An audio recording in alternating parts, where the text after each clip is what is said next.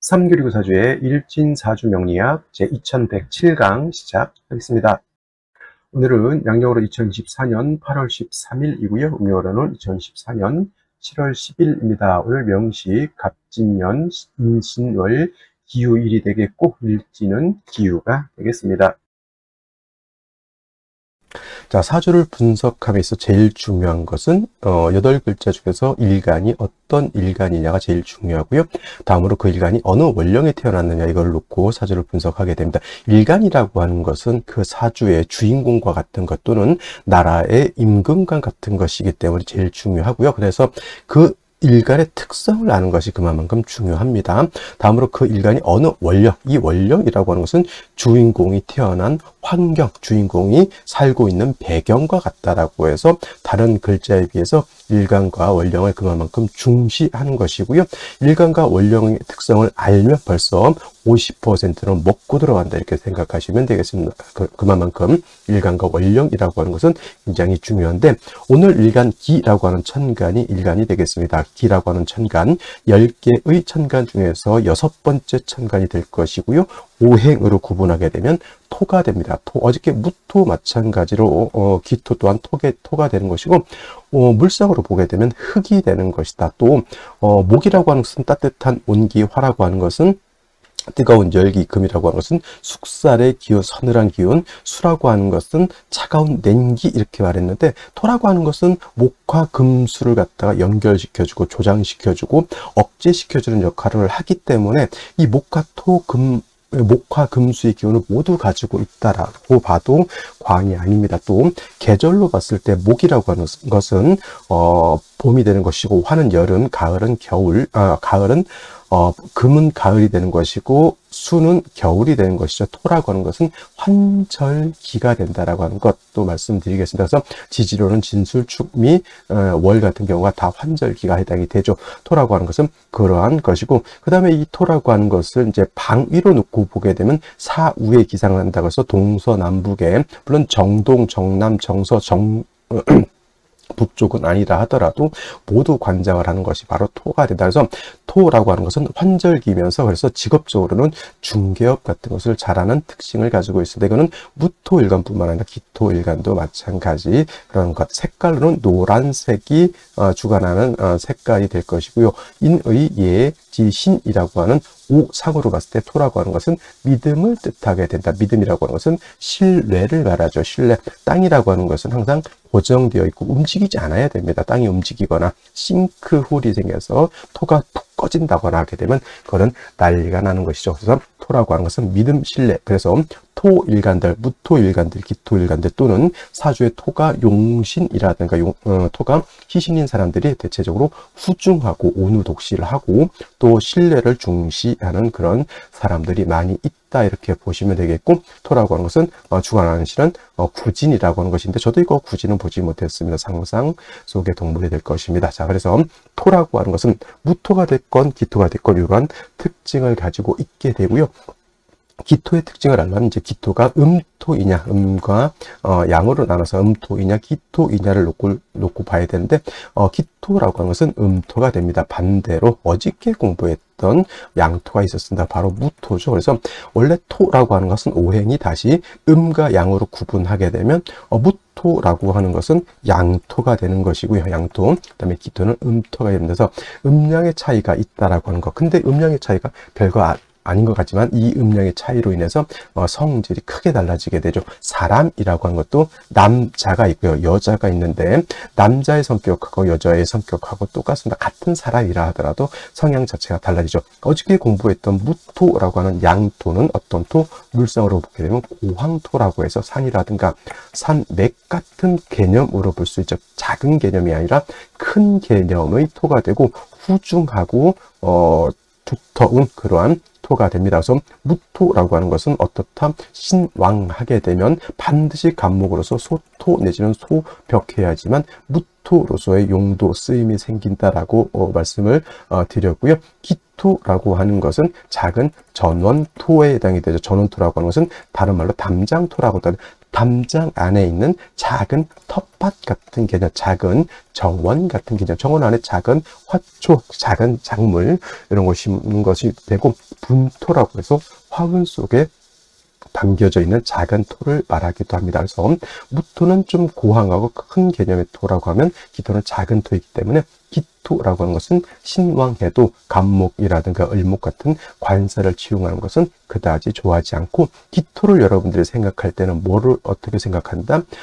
작물이, 장꽃이라든가 작물이 심어져 있는 작은 정원 같은 개념, 텃밭 같은 개념으로 생각하면 되겠습니다. 그래서 기토라고 하는 것은 왕화도, 간목, 을목을 쓰기보다는 따뜻한 병화와 적당량의 물이 있어야 줘야 되겠죠. 정화, 개수를 위주로 쓴다. 그래서 선생님, 정화와 또는 임수를 쓰지 않습니까? 물론 병화가 없을 때는 정화를 쓰기도 하고요. 또 개수가 없을 때는 임수를 쓰기도 합니다만은 기본적으로 병화, 개수를 쓰는 것이 좋고, 또 정화를 쓰는 경우도 없지 않아 있습니다. 이런 경우는 어떤 경우냐면, 사주의 기토일간인 사주의 식상이 금이 너무 많을 때 이 금을 갖다가 억제하는 경우에는 병화보다는 정화다. 그래서 병화는 어떤 개념? 병화는 조후의 개념으로서 많이 쓰게 되고, 정화는 금을 갖다가 억제하는 개념으로 쓰게 된다. 중요한 것은 이제 기토라고 하는 걸 따뜻하게 해주고, 적당량의 물이 있어서 기토가 마르지 않도록 해주는 것이 필요하고요. 또 중요한 건 기토는 습토임에 반해서 무토인 양토는 건토라고 하는 것까지 여러분들 머릿속에 기억해 두시면은 일간의 특성은 이 정도만 알아도 여러 가지, 또 기토라고 하는 것의 특성이 여러 가지 있을 수 있겠지만, 일단 기본적으로 이 정도를 알게 되면은 기토로서의 습성은 어느 정도 이해를 했다, 이렇게 말씀드릴 수가 있겠습니다. 자, 다음으로 기토일간이 태어난 월령에 대해서 알아보도록 하겠습니다. 월령이라고도 하고요, 월지라고도 하고, 월원이라고도 이렇게 표현한다. 모두 어떤 자리를 말한다? 월주의 지지 자리를 월령이라고도 하고요, 월지라고도 하고, 월원이라고도 이렇게 표현을 합니다. 이 월지, 월령이 중요한 것은 계절의 개념을 가지고 있다. 네 지지가 있죠. 연지도 있고, 월지도 있고, 일지도 있고, 그 다음에 시지도 있지만, 이 네 지지 중에서 오로지 계절의 개념을 가지고 있는 것은 바로 월지, 월령이 되는 것이고요. 계절이라고 하는 것은 추나 추동을 말하죠. 추나 추동. 이 추나 추동, 봄, 여름, 가을, 겨울 안에는 왕쇠의 개념과 왕세와 한열의 개념을 가지고 있다. 왕세라고 하는 것은 왕상, 그러니까 좀 바르게 쓰면 왕상 휴수라고 해요. 휴수사라고도 하고요. 한열이라고 하는 것은 한난조습이라고도 합니다. 그래서 이 월령 안에는 왕세와 한열을 가늠해 볼 수 있는 개념을 가지고 있죠. 그래서 예를 들면 인묘월은 목이 왕한 계절, 사오월은 배웠지만은 화가 왕한 계절, 지금부터 신유월은 금이 왕한 계절, 해자월은 수가 왕한 계절, 진술충미는 말했던 것처럼 토가 왕한 계절이 되는 것이고, 인묘월은 따뜻하죠. 한열로 봤을 때는. 그 다음에 지금 신유월은 서늘합니다. 따뜻한 온기하고 서늘한 습살 기온하고 좀 다릅니다. 또 차이가 있는 건, 여름은 4월은 너무 뜨겁고요. 그 다음에 해자월은 너무 차갑죠. 그래서 이 월령 하나만 가지고도 왕세와 한야를 이렇게 구분해 볼 수가 있다. 그래서 월령, 월지가 그만큼 중요한 것이고, 지금은 이제 신월이 되겠습니다.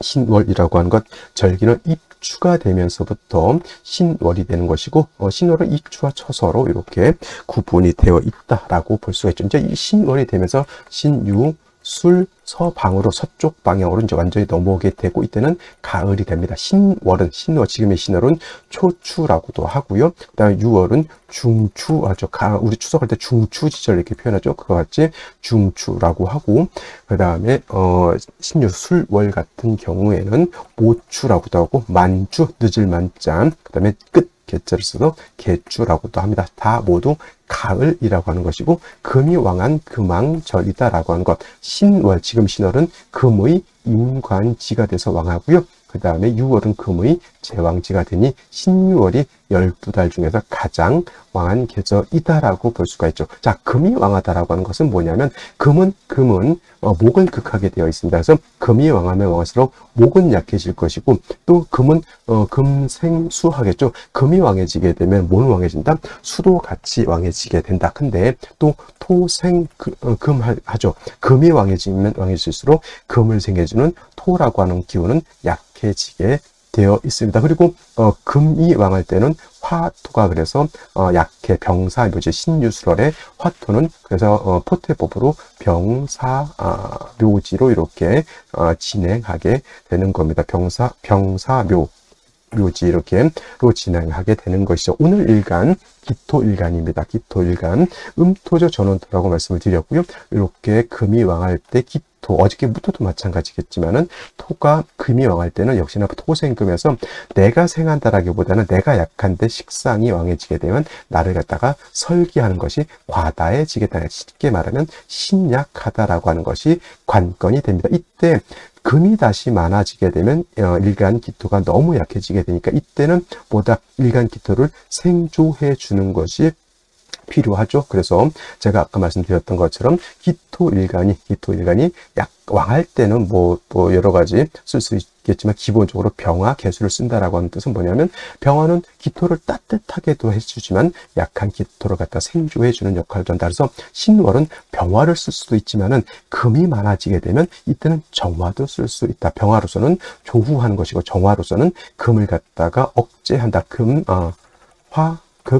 금해서 금을 갖다 억제한다라고 하는 것. 그래서 신월의 기토는 일단 인성인 화가 매우 필요하고요. 다음으로 개수가 있는 것이 필요하다. 근데 예를 들어서 화는 있는데 개수가 없다라고 하더라도 이것은 큰 문제가 되지 않습니다. 왜냐하면 원령 자체에 암장된 임수가 있기 때문에 수가 별도로 없다 하더라도 암장되어 있는, 쉽게 말하면 지하수를 파서 그 안에 있는 물을 내가 쓸 수가 있겠다라고 하는 것이지만 이왕이면 다홍치마라고 병화 또는 정화를 얻고 개수가 천간에 이렇게 투출하게 되면 이거는 금상첨화가 될 것이다 라고 볼 수가 있죠. 또 예를 들어서 정화를 쓴다라고 했을 때는 반드시 간목이 있어서 정화를 갖다가 생조해 주는 것이 필요하겠다. 병화 같은 경우도 지지에 뿌리만 있으면 상관없겠지만 우리가 정화 공부할 때 뭐라고 배웠습니까? 정화는 등촉지화라고 배웠죠. 그래서 정화를 쓸 때는 항상 간목으로서 생조해 주는 것이 필요하겠다 정도 이렇게 생각하시면 되겠습니다. 그래서 정리하면 신월의 기토는 일간은 약하고 금이 왕이기 때문에 일간 신약한 사주, 반드시 인성인 화를 필요로 한다. 병화를 얻으면 조우하면서 일간을 생활할 수 있고 정화를 얻으면 일간을 생조하면서 금을 억제할 수 있는 그러한 역할을 하게 되고요. 개수가 있으면 금상첨화가 될 것이다 라고 정리를 해두시면 되겠습니다. 자, 다시 오늘의 명식을 살펴보도록 하겠습니다. 자, 일간은 기토일간이 되겠고요. 기토일간이 태어난 월령 신월이 되겠습니다. 일간의 특성, 월간의 특성, 월령의 특성 매우 중요하고요. 또 중요한 거 격국과 용신이라고 하는 개념도 매우 중요합니다. 격국이라고 하는 것은 사주 틀을 보는 것이다. 사주가 어떻게 구성되어 있고 생극제화를 어떻게 하고 형충회합을 어떻게 하고 서로 견제와 균형을 어떻게 이루고 있느냐를 보는 것이 바로 이 격국이라고 하는 것이고, 자, 용신이라고 하는 것은 사주 8글자 중에서 이 사주를 중화시킬 수 있는 핵심적인 요소를 용신이라고 합니다. 역시나 격국 용신이라고 하는 것도 일간과 월령을 토대로 해서 살펴보게 되는데 기토라고 하는 것, 일간 기토는 음토라고 했고요. 월지는 신금은 양금이 되겠습니다. 그래서 음토가 양금을 만났습니다. 음대 양의 관계가 성립이 되고, 토라고 하는 것은 금을 만나면 자꾸 생활로 하죠. 토생금 하려고 합니다. 내가 생하는 관계 아생자라고 했고요. 참고로 나를 생하는 것도 있다라고 했죠. 이거는 생아자라고 합니다. 생아자는 인성이 될 것이고, 인성은 나를 생해주는 어머니 같은 개념이다라고 말씀을 드렸습니다. 오늘 같은 경우 내가 생한 아생자 식상이라고 하죠. 식상, 내가 발산하는 것이니까 나의 자식 같은 개념이고 나의 창작물 같은 개념이고요. 내가 말하는 어떤 언행 같은 개념이다라고 볼 수 있습니다. 그래서 식신과 상관이 있는 사람들이 자존심 무지 강하다. 자존심이 아니까 자존심 자존심이 되겠습니다. 그래서 자존심이 강하고요. 또 식신상관인 사람들이 뭐 춤도 잘 추고 노래도 잘하고 표현력 매우 좋고요. 창작, 글을 쓰거나 하는 것들도 굉장히 잘합니다. 그리고 지는 것도 굉장히 싫어하겠죠. 그래서 식상 있는 사람들은 요 식상을 잘 써야 되는데, 일간이 약한데 식상만 많으면 언행일치가 안 되는 언행불일치가 되는 사람이 될 수 있죠. 그러니까 표현은 겁나게 하는데 자기에 대한 말에 대한 책임을 못 지는 사람이라서, 만약에 내가 상관격이다 또는 식신격이다라고 봤는데 인성이 부족한 사람들은 공부 많이 해야 되겠고요. 또 주변 사람들을 만났는데 말은 굉장히 많이 하고 근데 뭔가 있는 것 같아. 사주를 슬쩍 물어서 봤더니 보다 인성이 부족하다. 그러면 이 새끼라고 하면 안 되겠죠.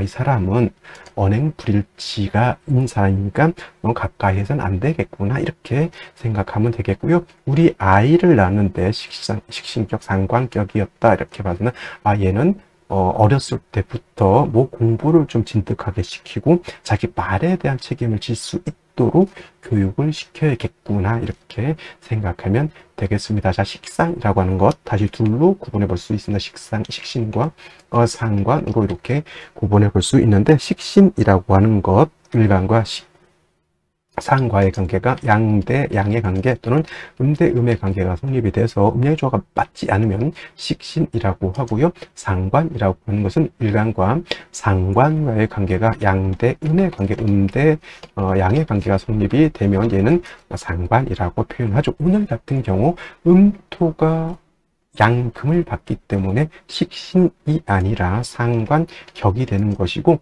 자, 이것도 마찬가지로 기본적으로 보면은 신월은 금왕절인데, 금이 왕한 금왕절, 그리고 신월은 금왕절, 즉 금의 임관지가 돼서 왕한 반면에 토는 무토든 기토든 신월에 여기가 병지가 됩니다. 어떤 문제 음포태, 기토는 음토이기 때문에 음포태로 하면은 그렇지 않다 이렇게 따지시는 분들이 있는데, 이제 신사를 논할 때는 음포태, 양포태 나눠서 하시고요. 일간의 왕세를 볼 때는 음포태 보지 마시고 양포태만 본다 이렇게 생각하시고 공부를 하셔야지 혼동이 되지 않는다, 이렇게 말씀을 드리겠고요. 그래서 일간은 약한데 상관이 왕하죠. 당연히 약한 일간을 왕한 상관이 뺏어가서 설기태과라고도 하고요. 과다하다, 좋은 말 아닙니다. 이건 일간 약한데 기운이 너무 많이 뺏겨서 기진맥진해져 있다, 이렇게 보는 거고, 조금 더 전문적으로 보면은 토금진상관격이다라고 봅니다. 진짜 여기 참진자죠. 참진자가 이렇게 붙으면 일간이 약하고 상관이 왕해서 설기태가 설기과다하다라는 것이고, 앞에 있는 토가 일간이 되는 것이고 뒤에 있는 금은 상관이 된다, 이렇게 보시면 되고, 그래서 토금진상관격, 금수진상관격, 수목진상관격, 목화진상관격, 화토진상관격, 이렇게 5가지가 있다. 그래서 이 진상관격은 일간이 약하기 때문에 반드시 인성을 얻어서 상관 폐인해야 된다라고 하는 것이 기본적인 사주명리 이론으로서 용시를 충하는 법이다, 이렇게 정리를 해 두시면 좋겠고요. 그 다음에 또 이제 우리가 격을 논할 때는 월지를 또 봐야 되죠. 월지, 무토라고 하는 초기, 여기가 있고요. 중간에 임수라고 하는 중기가 있고요. 그 다음에 마지막으로 경금이라고 하는 본기가 있죠. 무기가 아니라 무토가 있죠. 무토가 해서 이런 초기 여기가 되겠고, 이거는 이제 미월에서 넘어오는 토의 기운을 말하는 거고, 장생된 임수가 있고요. 그 다음에 본기인 경금이 있습니다. 그래서 만약에 임수가 정관에 투출한다라고 하면 격을, 음토가 양수를 받죠. 토극수, 그러니까 정제격으로 볼 수 있죠. 일간이 약하면 아무리 정제라도 좋죠. 그리고 이건 기토 타격을 논할 필요는 없겠고요. 일간이 약하면 사수 동류가 돼서 기토가 왕수에서 쓸려 내려간다. 뚝 터졌으면 뚝이 터져버리면, 우리 범람에서 뚝이 터져버리면 주변에 있는 논밭을 다 휩쓸고 가죠. 그게 바로 사수동료가 되는 것이지, 기토 입장에서 저 물이 뭐 탁하냐 뭐 안 탁하냐 이거 뭘 중요해요.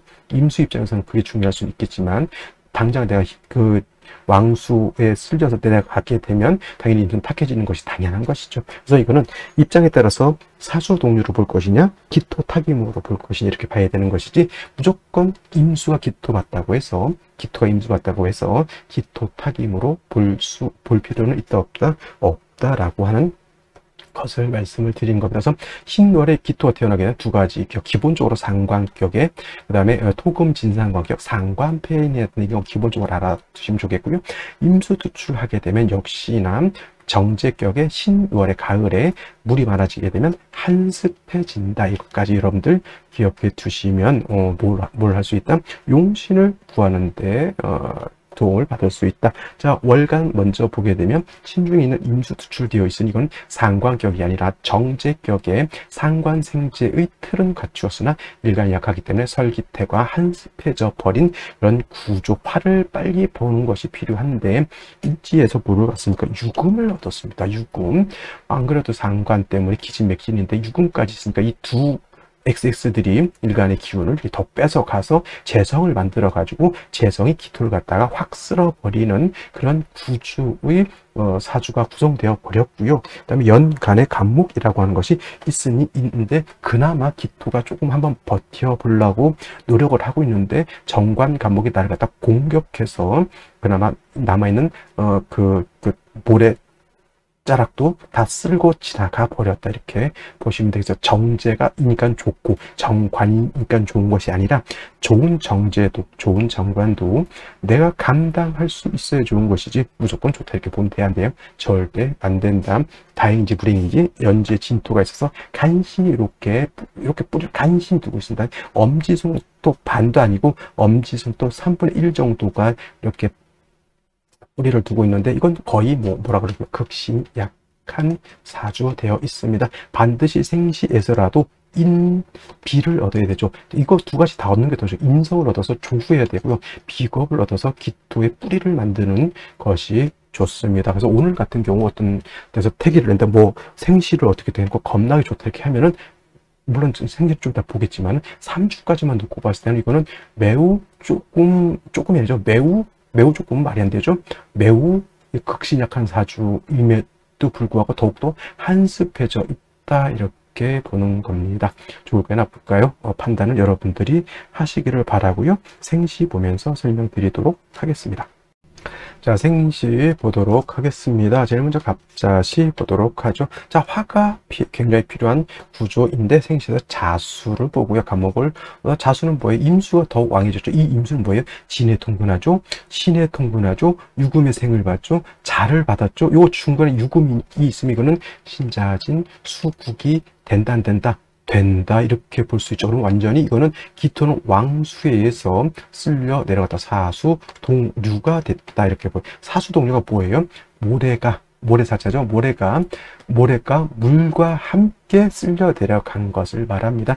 뚝이 터져서 물이 범람하게 되면 주변에 있는 흙을 다 쓸고 내려가죠. 그게 바로 사수 동류가 됐다. 좋아요? 나빠요? 안 좋죠. 안 좋죠. 좋을 리가 뭐가 있어요? 운이라도 화토 운으로 가는 것이 바람직하고요. 그 다음에 일축신은 좋을까 이렇게 생각했지만 역시나 유축 회금에 이거는 기토가 뿌리는 둘 수 있지만 다시 금이 왕해지는 것이고, 문제는 뭐냐면 을목이 기토를 또 극하게 돼. 이거 어떤 분들이 관살혼잡 아니냐, 관살혼잡이 아니냐고 이렇게 침착하면서 물어보는 사람인데, 관살혼잡은 어느 정도 일간이 신왕했을 때 관살혼잡을 논하는 것이지, 이것이 진토 축토가 있다 하더라도 이거 신왕하다고 보기가 좀 어렵죠. 이거는 그냥 극설교집으로 보는 것이 오히려 맞다. 이거 용어지잖아요. 용어를 제가 일일이 다 설명할 수는 없으니 이거 제가 이렇게 한자도 써드리고 한글로도 써드리다 보니까 여러분들이 인터넷에서 한번 하나씩 사수 종류도 한번 찾아보시고, 그래서 용어를 이제 스스로 좀 여기서 용어를 하나하나 하다 보면은 하루 강의 이걸 막 30분 안에 못 마치고 1시간, 2시간씩 해야 되는 이런 번거로움이 있다 이렇게 생각하시면 되겠습니다. 자, 병인시 같은 경우에는 병화 투출된 것은 매우 좋습니다. 임수가 병화를 극하려고 하더라도 간목 있으면 수생목, 목생화 이렇게 돌아가겠죠. 이 일간지토가 약하더라도 진에 뿌리를 두고 있는 것은 나쁘지 않겠고요. 이 병화도 인에 이렇게 통근을 하고 있어서 세력이 약하지는 않습니다. 근데 이거 인신충 되는 것 아닙니까? 이렇게 또 이렇게 침탁하면서 물어보시는 분이 있는데 떨어져 있으면 충이 되지 않는다 이렇게 보시면 돼요. 구조 자체는 이 병화가 뿌리 있는 병화가 투출된 구조는 나쁘지 않은데 이것도 이제 금수 운도 이게 병화가 있기 때문에 나쁘진 않지만 이것도 뭐 신유 임수까지 있으면 이것도 금수 운도 나쁘진 않지만 그래도 목화 운으로 가는 것이 제가 봤을 땐 좀 더 좋아 보이고요. 정묘시 같은 경우에는 오늘 중에서 선택하지 않아야 될 생시 중에 하나가 되겠습니다. 이건 뭐다? 묘유충이 되기 때문에 그렇습니다. 어떤 분들이 진유합금이 이렇게 되니까 묘유충이 안 된다 이렇게 보시는 분들도 있습니다만은 네, 헛소리라고 생각하고요. 이건 떨어져 있으니까 합의되지 않고 바로 충합니다. 자, 뭐 둘이 이렇게 붙어 있으면 먼저 싸우지 여기 가서 막걸리 친구 만나서 막걸리 먹겠냐고. 당장 내 앞에서 이렇게 껍적거리는 애들이 있는데 그러면 벌써 충하고 나서 막걸리 먹으러 가죠. 근데 먼저 충하는 순간 유금도 깨지고 묘목도 박살이 난다. 정화는 어떻다? 병화는 인의 뿌리를 둔 병화였지만 이 정화는 여기 있는 간목이 생각하는데 너무 멀어요. 생각하는 것이. 그래서 이 정화도 힘이 매우 부족하다 이렇게 볼 수 있죠. 그래서 오늘 같은 경우에는 정묘시가 아니라 병인시 태어나는 것이 조금 더 좋을 것 같고요. 무진시 같은 경우에는 이것도 진유합금이 됩니다. 무토가 있어서 왕한 임수를 이렇게 통제하는 것은 요거는 군비쟁제라고 논하지 않습니다. 군비쟁제가 아니라 이거는 왕한 재성을 갖다가 분재한다라고 해서 좋게 보는 것이 맞습니다만은 사주에 뭐가 없으니까 화가 없다라고 하는 단점이 있기 때문에 목화운이나 또는 화토운으로 가는 것이 바람직하다 이렇게 보시면 좋겠고요. 경오시 같은 경우에는 오화를 받아서 이거 오화는 기토가 오의 뿌리를 둘 수 있고요. 그 다음에 오중정화가 기토를 생조해 주게 되니 진오의 뿌리를 둔 기토이기 때문에 그렇게 약하지만은 않습니다만은 신월의 경금이 이렇게 투출되어 있으니 격은 뭐가 된다? 상관격에 상관 생제하는 그런 구조의 간목도 있으니까 상관생제 그 다음에 재성이 관을 생하는 구조가 됩니다. 이것도 좀 화가 조금 더 세력을 얻으면 더 좋겠죠. 조후도 하고 그 다음에 관을 또 관인상생까지 만들어주려면 시지에 있는 오화 하나만 가지고는 부족하다. 그러면 목화운이나 이것도 마찬가지로 목화운이라든가 또는 화토운을 만나는 것이 바람직하다. 제 뜻은 보다 금수운으로 가는 것보다는 목화운으로 가는 것이 좋다라고 하는 뜻을 이렇게 애둘러서 말하고 있다. 이렇게 말씀을 드릴 수가 있습니다. 임신시, 계유시 어떨까요? 을해시 같은 경우 화가 없는 상태에서 한습하니 당연히 운은 화토운으로 가야 된다. 이렇게 말씀드릴 수가 있겠습니다. 자, 오늘 여기까지 설명드리도록 하겠고요. 저는 내일 또 찾아뵙도록 하겠습니다. 감사합니다.